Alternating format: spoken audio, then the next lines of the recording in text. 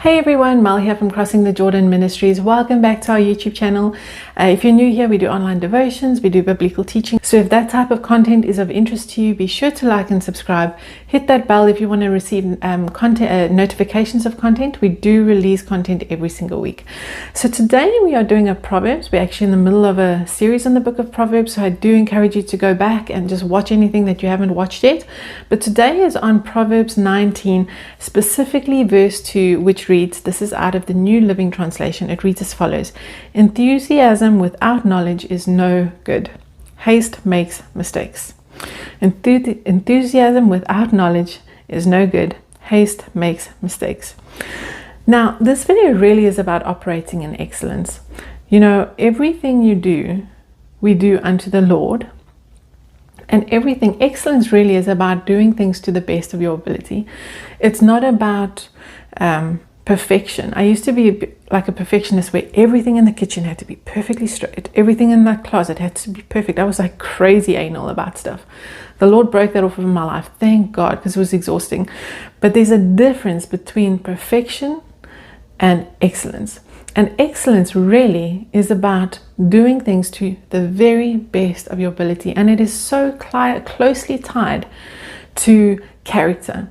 And you know, your character can be seen by what you do and what you say when no one's watching. Sounds funny, but that's the reality. We all know who you really are if, for instance, your boss leaves for the day and you end up spending 3 hours on Facebook. That's not an excellent spirit. An excellent spirit would sit in front of your computer and you'd be like, okay, Lord, I'm going to work unto you, even if I never even get a thank you for this. But show me in this office, what can I do that's going to propel this office, my work, into a whole new level? Show me and let me, empower me to do it. Give me the wisdom to do it. And then you work that out. That is excellence. Character can be seen in what you do, what you say when no one is watching. So really today is about preparing yourself for promotion and asking yourself some real hard questions. Are you a person of character in the sense that you're willing to do whatever it takes to fulfill the call of God on your life? Whether that's in ministry, whether that's in business, whether it's in the medical field, whether it's in the cooking field and you're a chef, it doesn't matter. If it's what God has called you to do, there are steps that have to be taken to get to where God has for you. You know, today's society is all about microwave mentalities. People want things like now. And the reality is that the kingdom of heaven doesn't work like that. You have to prepare. You have to study to show yourself approved. And that's not just in the word. I mean, if you're a doctor, you wouldn't want to go for surgery and then hear your doctor's like, well, I love Grey's Anatomy. I love surgery. I haven't actually gone to medical school, but like I'm really enthusiastic. You know that, like, you can't do that. You have to actually study to show yourself approved. So I want to encourage you today in preparing well so that God can use you, so that you can be positioned to do great and mighty things for the Lord. I think about this ministry, you know, from the time that the Lord spoke it to me that it would happen to when it actually started, it was close to 8 years. So much happened in between that 8 years. Let me just tell you, so much happened. And at every step I was thinking, okay, this must be it. That must have been the test. And now I'm ready. I was never ready. I wasn't ready. I'm still not ready. But thankfully the Lord uses the foolish things of the world to shame the wise. Thankfully, because otherwise I would never be used.